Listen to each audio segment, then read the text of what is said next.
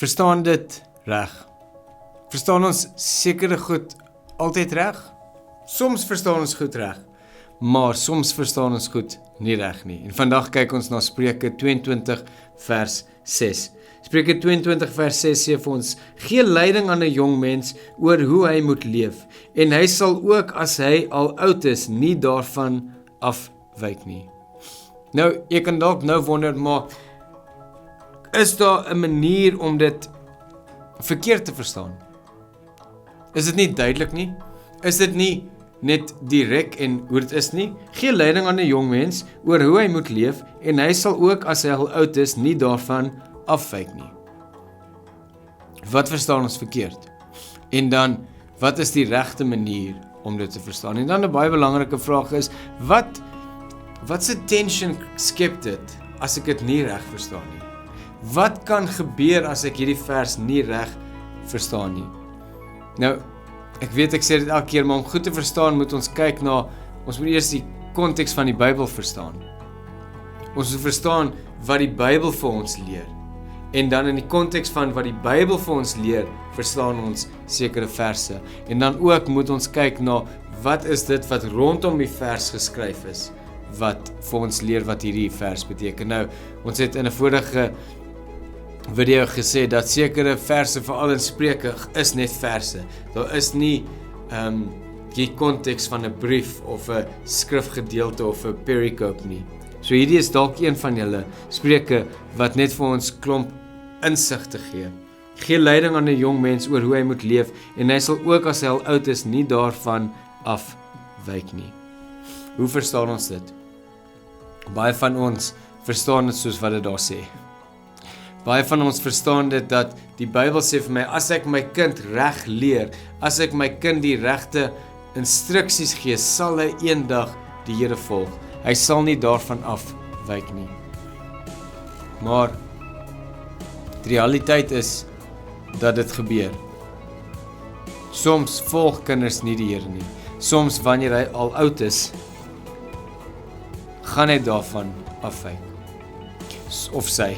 Soms gebeur dit dat hulle raak ouer en hulle ken nie eers die Here nie. Hulle doen nie meer wat reg is nie. Hulle weet wat jy vir hulle geleer het, maar hulle kies om nie so te lewe nie.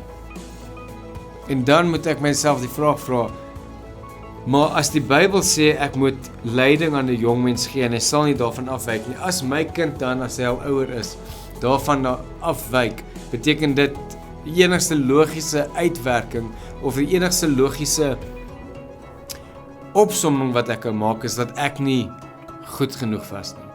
Dat ek as 'n ouer nie genoeg gedoen het nie. Dit is die enigste logiese rigting waar my gedagtes kan gaan as my kind nie die Here dien en ek ken hierdie vers nie. Sien, dit skep soveel moeilike goed as dit kom by die Here. Dit skep soveel moeilike goed as dit kom by my eie lewe. Sien, dan laat ek toe dat die vyand vir my lieg. Ja, daar is ouers wat nie dit doen nie. Daar is verseker ouers wat nie goed genoeg is nie. Maar daar's ouers wat hulle alles gee. Daar's ouers wat hulle kinders leer hoe hulle moet leef. So wat van daai ouers? Sien, dan kom die vyand en hy sê vir ons, jy was nie goed genoeg nie. En dis hoekom dit gevaarlik is. Dis hoekom dit gevaarlik is om dit nie te verstaan nie. Sien, al is dit net 'n vers wat ons moet verstaan, al is daar nie 'n brief noodwendig rondom hierdie vers nie, is daar 'n boek, en daai boek se naam is Spreuke. Proverbs in Engels. Spreuke van wysheid.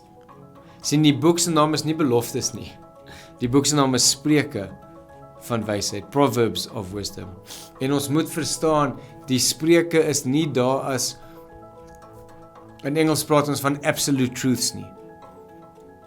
Hierdie spreuke is nie daar om vir ons te sê, dit is wat gaan gebeur nie. Sien, die spreuke van wysheid is daar om vir ons te sê, wat kan gebeur. Wat is die algemene uitweg as ek ABC doen? As ek ABC doen, is die algemene uitweg XYZ. Maar dit beteken nie dis altyd waar nie. Hierdie vers praat meer van influence as certainty. Hierdie vers encourage my meer om my kind reg te beïnvloed en om vir hom die regte fondasie te gee, as wat dit sê, as ek dit doen, sal dit gebeur. Sien, want die konteks van die Bybel is teenstrydig teenoor dit. Die konteks van die Bybel sê vir my dat ek en almal wat geskep is 'n keuse het. En almal moet op die punt kom waar hulle self se keuse maak. Of vir of teen die Here. Die Deuteronomium sê vir my, kyk, ek lê voor julle die lewe en die dood, kies dan die lewe, sê die Here. As ons moet kies, dan maak vers 6 nie sin nie. Want as ek vers 6 sien as 'n absolute truth of 'n waarheid, dan is die keuse daaruit. Dit sê vir my is guaranteed. But it's not a guarantee. En ek seker daar's baie ouers wat daarteen kan getuig dat dit 'n guarantee is. Hulle sal sê ek het alles reg gedoen, maar my kind volg vandag nie die Here nie. Beteken dit hulle sal nie? Nee, daar is altyd hoop. Want as 'n ouer het ek hulle ge-influence. As 'n ouer het ek die saad in hulle lewe geplant. As 'n ouer het ek die grond voorberei vir eendag wanneer hulle daai keuse self moet maak. Sien, die waarheid is, ons kan ons kinders goed grootmaak en hulle kan nog steeds die verkeerde besluite maak. Want die skrif sê vir ons, daar is verantwoordelikheid en daar is keuse. En hy sal ook as hy al oud is nie daarvan afwyk nie. Is nie 'n belofte nie, dis wysheid. Dis wat heel moontlik kan gebeur. Of selfs heel moontlik gaan gebeur, maar nie guaranteed om te gaan gebeur. In ander woorde, hierdie gedeelte beskryf wat tipies is. Hierdie gedeelte beskryf wat gewoonlik gebeur. Oor hoe hy moet leef. So, hierdie is vir ons as ouers 'n guideline. Hierdie is vir ons as ouers 'n manier, gee vir ons wysheid aan hoe om ons kinders groot te maak. Hierdie is nie 'n belofte vir ons kinders nie. Dis instruksie vir ons. Dis wysheid vir ons as ouers wat sê, doen dit so. Dit wys vir ons dat ons self reg moet lewe. Dit wys vir ons dat ons kinders nie net moet los nie. Dit wys vir ons dat ons nie net ons kinders moet, ek wil amper sê, aan die Here oorgee nie, net vir hulle bid nie. Ons moet hulle actually help.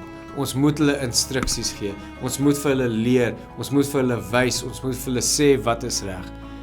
Maar dan die Here vertrou dat daai saad in daai grond eendag vrug sal opbring.